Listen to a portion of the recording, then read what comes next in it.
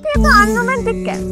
আপনি একলা মানজা পারবেন না কেন পারবো না? দেশীয় ওটিটি প্ল্যাটফর্ম ও পরবর্তীতে ইউটিউবে মুক্তি পাওয়া নীলাঞ্জনা এক্সপ্রেস নাটকের পারিশ্রমিক নিয়ে অভিনেত্রী পারসা ইভানা ও নির্মাতা ফরহাদ আহমেদ ঈশানের মধ্যে চরম কাদা ছোড়াছড়ি শুরু হয়েছে। সম্প্রতি সামাজিক যোগাযোগ মাধ্যমে কয়েকটি হোয়াটসঅ্যাপ চ্যাটের স্ক্রিনশট প্রকাশ করে পারসা ইভানা অভিযোগ করেন, দীর্ঘ 7 মাস ধরে তিনি ও সেই নাটকের প্রোডাকশন বয়সসহ বেশ কয়েকজন ক্রু সম্পূর্ণ পারিশ্রমিক পাননি।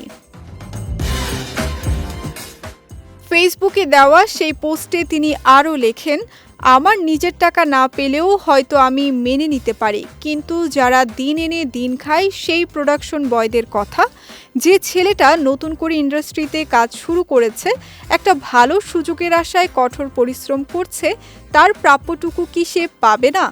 একজন সচেতন শিল্পী হিসেবে সাধারণ মানুষের হকের কথা বলা তার দায়িত্ব বলে তিনি গণমাধ্যমে উল্লেখ করেন। অন্যদিকে পারিশ্রমিক বাকি থাকার বিষয়টি আংশিক স্বীকার করলেও অভিনেত্রীর বিরুদ্ধে পাল্টা হয়রানি ও ক্যারিয়ার ধ্বংসের হুমকির অভিযোগ এনেছেন নির্মাতা ঈশান।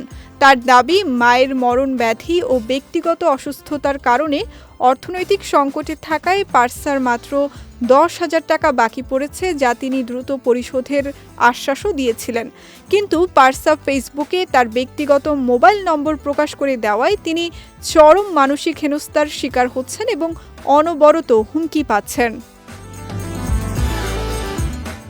নির্মাতা আরও অভিযোগ করেন, পারসা তাকে ইন্ডাস্ট্রিতে আর কোনো কাজ করতে না দেওয়ার সরাসরি হুমকি দিয়েছেন। সেই সঙ্গে শুটিংয়ের সময় ঢাকার বাইরে ভালো ওয়াশরুম না থাকার অজুহাতে পারসা দিনের পর দিন সময় নষ্ট করায় 3টি গুরুত্বপূর্ণ দৃশ্যের শুটিং বাদ দিয়েই নাটকটি মুক্তি দিতে হয়েছিল বলেও জানান নির্মাতা।